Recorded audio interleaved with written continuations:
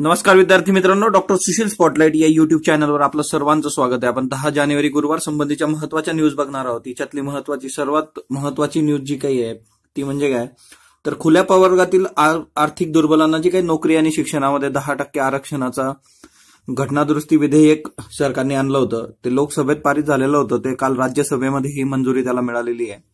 124वी घटनादुरुस्ती विधेयक हे लोकसभा आणि राज्यसभा आता दोन्ही ठिकाणी पारित झालेलं आहे। दुसरी महत्वाची गोष्ट याच्यामध्ये म्हणजे काय की याला विरोध करणारे पक्ष कुठले होते तर अण्णा द्रमुक आणि डावे पक्ष या तीनही आघाड्यांवर याला विरोध झाला, पण त्याच्यातून खूप काही हाताला आलेलं नाहीये। हे प्रॉपर पारित झालेलं आहे। कनिमोळी जे आहेत द्रमुकच्या खासदार त्यांनी हे विधेयक प्रवर समितीकडे देण्याची मागणी केलेली आहे। संयुक्त समिती, प्रवर समिती, समित्यांवर खूप जास्त भर असतो बघा। आयोगाद्वारे जेव्हा प्रश्न विचारले जातात तिच्यातही युपीएससी मध्ये काय व्हायचं की आधी 3 ज्या महत्वाच्या समित्या होत्या, estimate committee and all that, त्याच्यावर प्रश्न विचारले जात होते। आता त्या सोडून दुसऱ्या याच्यावर प्रश्न विचारले जात आहेत। ते मी तुम्हाला युपीएससीचे जे काही आर्टिकल महाराष्ट्र टाइम्सला लिहितो तिच्यात त्या विश्लेषणामध्ये पॉलिटीच्या मी दिलं होतं। सो ते एक महत्वाचं लक्षात ठेवा आणि सगळ्या लक्ष्मीकांत मधून जे काही समितीचा एक चॅप्टरच आहे ते करा। जर शक्य झालं तर मी त्याच्यावर एक लेक्चर अपलोड करून देईल।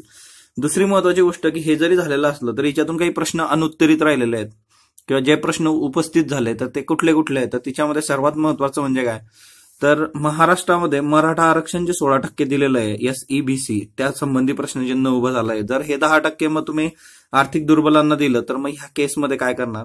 धनगर आरक्षणाचा प्रश्न प्रलंबित आहे, तो येत्या दिवसांमध्ये मार्गी लावण्याचं गव्हर्नमेंटचं आहे, तर मग ह्या केसमध्ये काय होईल? म्हणजे ह्या दोन्ही महत्वाचे प्रश्न महाराष्ट्राच्या बाबतीत आहे।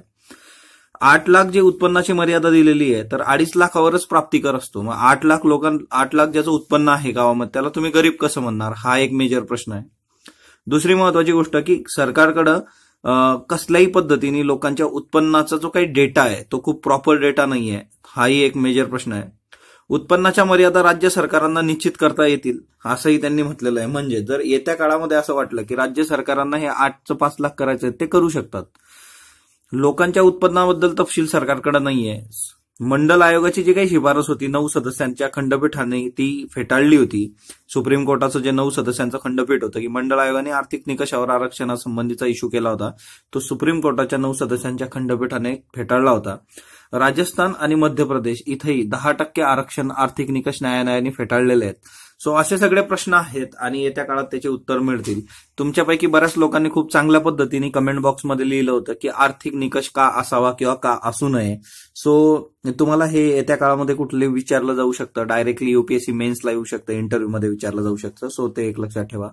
डॉक्टर श्रीपाद भालचंद्र जोशी साहित्य महामंडळाचे अध्यक्ष आहेत आणि यांनी राजीनामा दिलेला आहे। सगळा इश्यू जो झाला होता, नयनतारा सहगल निमंत्रण दिलं गेलं होतं उद्घाटनासाठी साहित्य संमेलनाच्या आणि नंतर त्या इंग्रजी लेखिका आहे म्हणून ते नाकारण्यात आलं आणि तो सगळा इश्यू झाला आणि त्यांना सांगितलं गेलं की तुमचं रद्दबातल करण्यात येतं निमंत्रण आणि मग त्याच्यामधून ही जो मेजर इश्यू होतोय तर नैतिक जबाबदारी म्हणून मी राजीनामा दिला असं डॉक्टर श्रीपाद भालचंद्र जोशी यांनी म्हटलेलं आहे।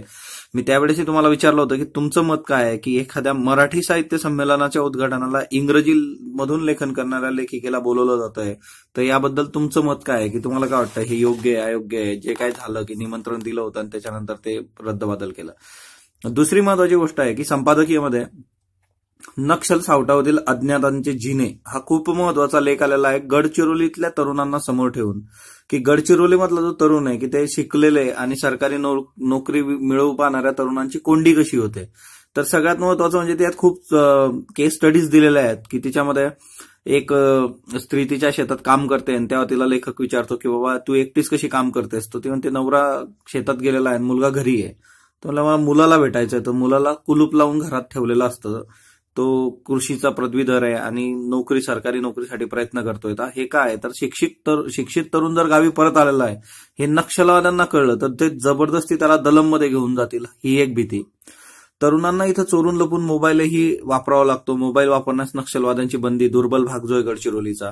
म्हणजे मध्यंतरी एक 12वीची मुलगी होती जिला पोलीस भरती करायची होती, तिच्या मोबाईलमध्ये काही पोलिसांचे नंबर होते म्हणून तिची हत्या नक्षलवाद्यांनी केली। पोलीस भरती सोडली तर गडचिरोलीत दुसरी सरकारी कुठलीच नोकरी नाही आहे, हा एक मेजर इश्यू आहे आणि नक्षलवाद्यांचा यालाही विरोध आहे पोलीस भरतीला। म्हणजे तुम्ही पोलीस भरतीत यशस्वी झाले तरी पोलीस म्हणून गावात जाऊ शकत नाही, पोलीस भरतीत अयशस्वी झाले हे जरी माहीत पडलं तरी ते तुम्हाला उचलून नेतात। सो हा दोघी बाजूने पेच आहे। त्याच्यानंतर मुलींच्या बाबतीमध्ये तर एवढी काळजी घ्यावी लागते की मुलींना पालक खोटी मंगळसूत्र घालतात, हाही एक मेजर हे दिसतं. म्हणजे ही लोक कशी जगत असतील, कुठल्या म्हणजे भयाच्या सावटाखाली ते जगतात, आणि आपण जे काही जगतोय इकडं याच्यामध्ये खूप ट्रिमेंडस डिफरन्स आहे. सो गडचिरोलीच्या तरुणांच्या पाठीशी उभं राहणं ही काळाची गरज आहे. आपल्या स्पर्धा परीक्षेच्या मध्येही गडचिरोलीहून कितीतरी तरुण आहेत आणि यांना प्रॉपरली सेटल करणं या फार महत्वाच्या गोष्टी आहे. शहा फैजलनी जे 2010चे युपीएससी टॉपर होते व IAS ऑफिसर, त्यांनी राजीनामा दिलेला आहे की काश्मीर प्रश्नाच्या बाबतीमध्ये की तिथं सरकारने योग्य निर्णय घेतलेला नाहीये. तो जर विचार तुम्ही केला तर गडचिरोलीमध्ये आणि म्हणजे जम्मू काश्मीर तिथल्याही तरुणांच्या बाबतीतला इश्यू आहे, इथल्याही तरुणांच्या बाबतीतला इश्यू आहे, फक्त परिस्थिती वेगळी आहे. सो ह्या गोष्टींचा आपण खूप प्रॉपर विचार केला पाहिजे. शेती सुधारणेवरही एक आलेलं आहे, त्या शेतीबद्दल आपण खूप डिस्कस केलेलं आहे, त्याच्यामुळे एवढा काही इश्यू नाही, त्यात नवीन असं खूप काही नाहीये. रॉय जे ग्लॉबर हे यांचं निधन झालेलं आहे. भौतिक शास्त्रात नोबेल यांना मिळालं होतं. 38व्या वर्षी त्यांनी एक शोध निबंध लिहिला होता की द्रव्य आणि प्रकाश यांचा आंतरसंबंध कसे असतात, आणि यासाठी वयाच्या 80व्या वर्षी त्यांना नोबेल मिळालं. याच्यामधूनच नंतर लेझरची शोध लागलेला आहे. शहा फैजल मी तुम्हाला आता सांगितलं 2010च्या IAS नागरी सेवा परीक्षेत प्रथम क्रमांक आला होता. त्यांनी त्यांचा पदाचा राजीनामा दिलेला आहे. आणि दुसरी महत्वाची गोष्ट त्याचं कारण काय, तर काश्मीरमध्ये सुरू असलेल्या हत्या आणि त्याबद्दल केंद्र सरकारकडून प्रामाणिक प्रयत्नांचा अभाव, असं कारण त्यांनी दिलेलं आहे. कालच न्यूज ही आली होती, मी टेलिग्रामलाही शेअर केलेली आहे की राजकारणात प्रवेशाचे संकेत त्यांनी दिलेले आहेत. सो असं सगळं एकंदर दिसतंय की उमर अब्दुल्ला आणि त्या सर्वांची भेट घेऊन मग नंतर येत्या 2019 साठी काहीतरी होईल म्हणून. आंतरिक अर्थसंकल्पाचा विचार जर केला तर 1 फेब्रुवारीला तो येण्याचे चान्सेस आहेत. लोकसभेचं अर्थसंकल्पीय अधिवेशन 31 जानेवारी ते 13 फेब्रुवारी या काळात असतं. बजेट काय असतं त्याच्या संबंधीची कुठली कलम आहे ते तुम्ही मला कमेंट बॉक्समध्ये सांगाल की अंतरिम अर्थसंकल्प कसा मांडला जातो वगैरे, हे वाचून ठेवा, कारण आता हे ह्या काळात होतं, त्याच्यामुळे याच्यावर प्रश्न विचारला जाऊ शकतो आपल्याला. अफगाणिस्तानचं जे काही तालिबानी दहशतवादावर राजकीय तोडगा काढण्याचे प्रयत्न चालू आहे आणि त्याच्यासाठी अमेरिकेचे जे दूत आहे झाल्मय खलीलाझाद हे भारत भेटीवर येणार आहे. सध्या ते पाकिस्तानच्या भेटीवर आहे आणि भारत, चीन, अफगाणिस्तान, पाकिस्तान हे जे 4 राष्ट्र आहेत, भारत, चीन, अफगाणिस्तान, पाकिस्तान यांचं एक आंतरसंस्थात्मक शिष्टमंडळ तयार करायचं आणि त्याची 8 ते 21 जानेवारी दरम्यान चर्चा होईल, आणि जिच्यामधून अफगाणिस्तानाच्या तालिबानवर काय तोडगा आपण काढू शकतो त्या संबंधीची एक महत्वाची बैठकही असणार आहे. त्याच्यानंतर खेलो इंडियावर सर्वोत्तम 1000 खेळाडूंना 5 लाखांची शिष्यवृत्ती मिळेल. खेलो इंडियाचं उद्घाटन काल झालेलं आहे 9 तारखेला, इथंच पुण्यामध्ये बालेवाडीमध्ये हे सगळं चालू आहे. आणि ही खूप महत्वाची हे आहे की येत्या काळामध्ये क्रीडामध्ये भारताचं जे काही हे आहे ऑलिम्पिक आणि त्या सगळ्या ठिकाणी भारताला चांगली पदकं मिळाली वगैरे. रोनिल रॉय सिंह भारतीय वंशाचे पोलीस अधिकारी आहे. कॅलिफोर्नियामध्ये स्थलांतरींच्या गोळीबारात ते मरण पावलेले आहेत आणि त्यांना ट्रम्प यांनी अमेरिकी नायक असं संबोधलेलं आहे. सो रोनिल रॉय सिंह भारतीय वंशाचे पोलीस अधिकारी.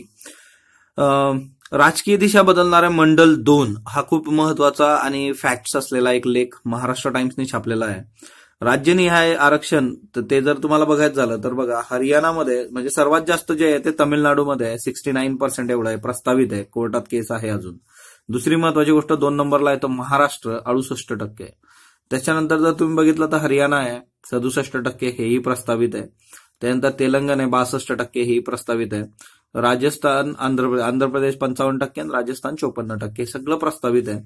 आता हे दिलेलं आहे आणि याच्यामध्ये एक महत्वाची इंदिरा साहनी केस फार महत्वाची आहे. म्हणजे 1992 मध्ये जेव्हा PV नरसिंहराव सरकार मागास जातींना आरक्षण देत होतं त्यावेळेस इंदिरा साहनी यांनी सर्वोच्च न्यायालयात याला आव्हान दिलं होतं आणि आरक्षणाची मर्यादा इथून सर्वोच्च न्यायालयाने 50% एवढ्याच लोकांना देऊ शकता, 50% एवढं आरक्षण असू शकतं, हे क्लिअर केलं होतं. सो इंदिरा साहनी खटला आपल्याला माहित पाहिजे.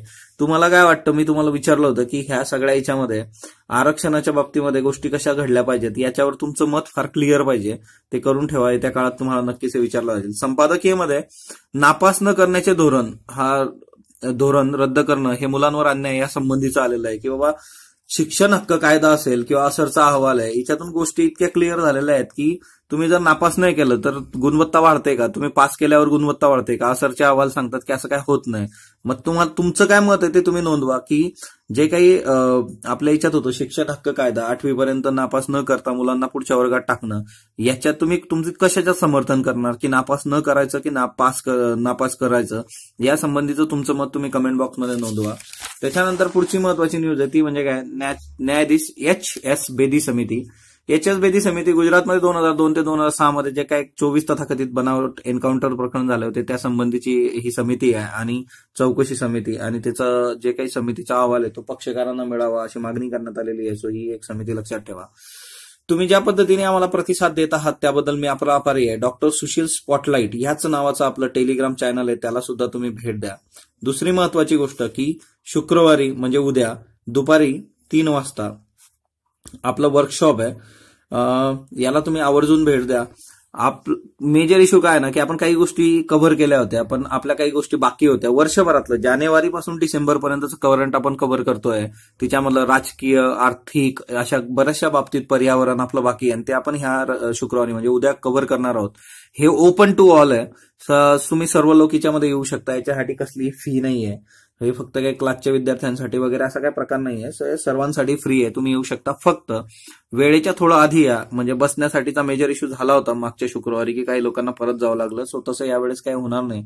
पण तुम्ही जर वेळेत आलात तर तुम्हाला प्रॉपर बसायला मिळेल आणि सेटल व्हायला जरा स्कोप मिळतो. सो हे जे वर्कशॉप असणार आहे ते द युनिक अकॅडमीची कॅम्प ब्रांच आहे. पुणे स्टेशन जवळ साधू वासवानी चौक आहे, त्याच्या बाजूलाच परमार अपार्टमेंट नावाची बिल्डिंग आहे, तिथं हे होईल. सो सर्वांनी आवर्जून उपस्थित राहा. डॉक्टर सुशील स्पॉटलाइटला लाईक करा, शेअर करा, सबस्क्राईब करा. जर तुमच्या काही कमेंट्स असल्या तर सजेशन्स असले कमेंट बॉक्समध्ये होता. धन्यवाद विद्यार्थी मित्रांनो.